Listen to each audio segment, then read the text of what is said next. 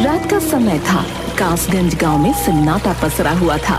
तभी एक घर की दीवार के सहारे 3 लोग मुंह पर कपड़ा बांधे हुए कूद गए।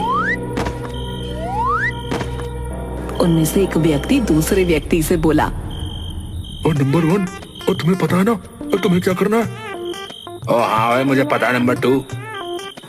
उनका साथी नंबर 3 जो उन सब में उन दोनों से नाटा था, गुस्से से बोला, अरे ये क्या नंबर 1 नंबर 2 लगा रखा है? चोरी करके अपना काम खत्म करते हैं। मगर उन तीनों को नहीं पता था कि उस घर का मालिक सोया नहीं था, बल्कि जागकर दरवाजे से कान लगाकर उनकी बातें सुन रहा था। घर का मालिक अपनी पत्नी से बोला, मुझे लगता है बाहर चोर है भाग्यवान। अरे तो जेम्स बॉन्ड की तरह दरवाजे पर कान रखे उनकी बातें क्यों सुन रहे हो? क्या घर में चोरी होने का इंतजार कर रहे हो? दरवाजा खोलकर चिल्लाओ। मकान मालिक ने तुरंत दरवाजा खोल दिया और सामने खड़े हुए तीसरे नकाबपोश को देखकर चिल्लाते हुए बोला, अरे गबरू, तू तो अब दिन दहाड़े घरों में घुसकर चोरियां भी करने लगा। ये सुनकर गबरू ने अपने चेहरे से नकाब हटा लिया और अपने दोनों साथियों से बोला, अरे मैंने कहा था ना कि नंबर 1 नंबर 2 नाम से कुछ नहीं होगा संपत और कपटा।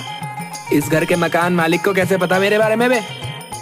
वो इसलिए क्योंकि सारे कासगंज में तुम ही इतने छोटे हो, लेकिन तुमने ये स्वयं बता दिया कि तुम्हारे साथ चोरी करने संपत और कपटा आए हैं। मकान मालिक की बात सुनकर संपत चिल्लाते हुए कपटा और गबरू से बोला, अबे देखते क्या हो? अबे अपनी जान बचाकर भागो। कुछ ही देर में ये चिल्लाएगा और सारा कासगंज इकट्ठा हो जाएगा और मार मार कर फिर हमारा भरता बना दिया जाएगा बे। संपत, कपटा और गबरू दौड़ते हुए वहां से भागने लगे। सारे गांव में जगार हो गई। गबरू भागता हुआ बोला, अरे यार, लगता है सारे गांव वाले जाग गए बे। अबे भागते रहो। गबरू, अगर कहीं पकड़े गए तो आज खैर नहीं बे। अरे लेकिन हम भाग कर जाएंगे कहाँ बे? अबे टेंशन मत ले। अबे अपन है ना, अपन एक ठिकाना जानता है बिड़ू। यहाँ से कुछ दूर एक खंडहर जैसा कुछ बना हुआ है। अपन वहाँ जाकर छुप जाएंगे। हाँ, उस खंडहर के अंदर कोई डर के मारे नहीं जाता। कहते हैं कि उस खंडहर में भूत रहते हैं, समझे? अबे ओ गोबर गबरू, हमें भूत प्रेतों के चक्कर में क्यों फंसा रहा है बे? गबरू कहीं क्या बे? अबे पागल हो गया क्या तू? अबे सुन लो, तुम दोनों से बड़ा भूत इस संसार में कोई नहीं, समझे? कुछ ही देर में वो तीनों एक खंडहर के सामने खड़े हुए थे। अबे अंदर चलते हैं। मैंने कहा था गांव वाले खंडहर के अंदर नहीं आते।